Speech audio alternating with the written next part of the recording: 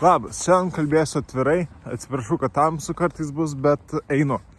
Ir dabar yra vakaras. Taigi apie ką yra šitas video? Šitas video yra kaip nustoti jaustis kaip mėšlo gabalas. Kas priverčia mūsų jaustis kaip mėšlo gabalas, tai yra kai mes kiekvieną dieną nepadarom nieko ir kai mes jaučiamės, kad mūsų gyvenimas niekur nejuda ir niekaip neprogresuoja į priekį. Ir atrodo, kad mes kiekvieną dieną darom tą patį arba kiekvieną dieną nieko nedarom reikšmingo. Taigi, kaip pasijausti geriau negu tikriausiai dabar jautiesi, kadangi paspaudinti šito video. Geriausias patarimas, kuris suveikia man ir kuris suveikia daugeliui žmonių, tai yra nusistatyti mažus, įveikiamus tikslus kiekvienai dienai.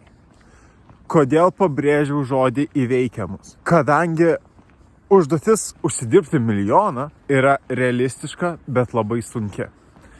Ir čia ypač akcentuoju jaunimui, kadangi dabar jaunimas prisižiūrėjęs visokiausių video. Visi įsivaizduoja, kad gauti milijoną yra lengva ir įkurti kompaniją yra lengva. Ir kad reikia tik tai pradėti, viskas pasiseks ir tapsiu milijonieriumi iki ten 25 metų. Ir manau, kad dabar socialiniai tinklai labai iškreipia skaičių milijonas, nes užsidirbti milijoną yra vienas sunkiausių dalykų gyvenime. Ir galite atkreipti dėmesį, visi milijonieriai, visi labai turtingi žmonės sako, kad pasiekti pirmą savo milijoną yra beveik neįmanoma.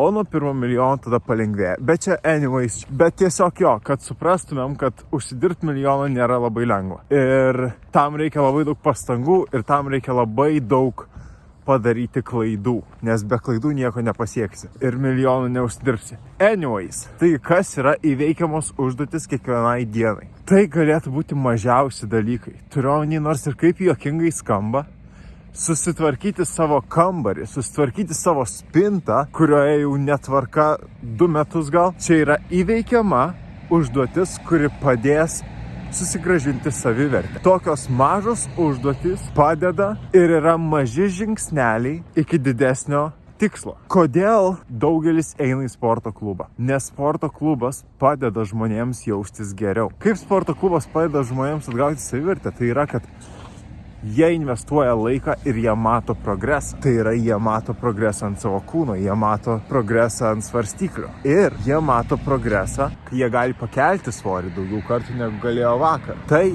žmonėms sugrąžina savivertę. Tai jiems duoda jausmą, kad jie kažką pasiekia gyvenime, kad jie progresuoja. Kai tu kiekvieną dieną neturi jokio jausmo, kad tu niekaip neprogresuoji, tu jausiesi labai blogai, tu nukrisi į depresiją ir tu prarasi visą savo savivertę. Ir vienintelis kelias atgal yra po truputį mažai žingsniukais, darant tokias mažas užduotis, kaip susitvarkyti spintą, išmokti naują dalyką galbūt nufilmuoti video, galbūt išmokti naują receptą pasigaminti. Tokie maži dalykai, jie tau padeda jaustis geriau ir jie tau padeda progresuoti gyvenime. Dar labai geras būdas progresuoti yra skaityti knygą ir jaustis geriau, kadangi po kiekvienos perskaitytos knygos tu įvykdai iššūkį iškeltą savo. Visos tokios mažos užduotėlės yra tavo virvė išlipti iš duobės, kurioje dabar esi.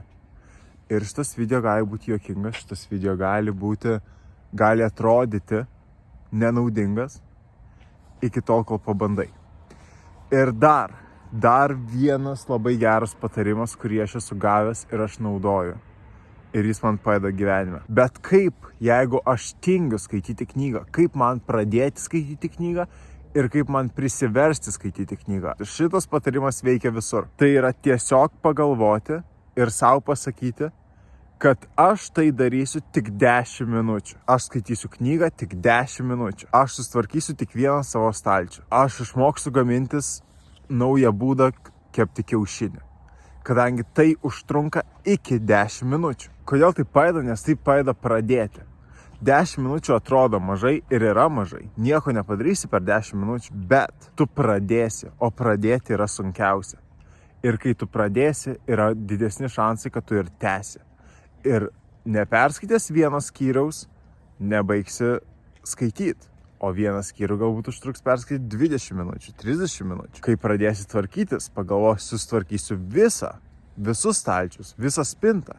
tai užtrunka ilgiau negu 10 minučių. Bet ta mintis, kad aš padarysiu tai tik 10 minučių, padeda pradėti, o tai yra svarbiausia. Čia aišku tinka bet kam. Turiu omeny skaityti knygą, gaminti, tvarkytis, eiti į sporto klubą. Tai va, kiekvieną dieną nusistatom kažką pagerinti, kažką pasiekti, įveikiamo, neužsidirbti milijoną, nepradėti kompaniją, neužlipti Everestą. Palikim šitas svajonės 5 metam į priekį.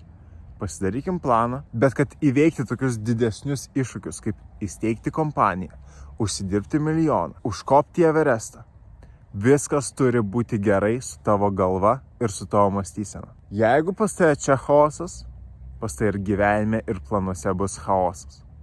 Tuo susitvarkom su savo savigarba, nebesijaučiam kaip mėšlas ir tik tada pereinam prie didesnių savo siekių, savo svajonių ir tada viskas bus gerai. Viskas, tikiuosi padėjo šitas video ir ką, geros likusios dienos arba gero likusio vakaro. Ačiū, kad žiūrėjai. Iki.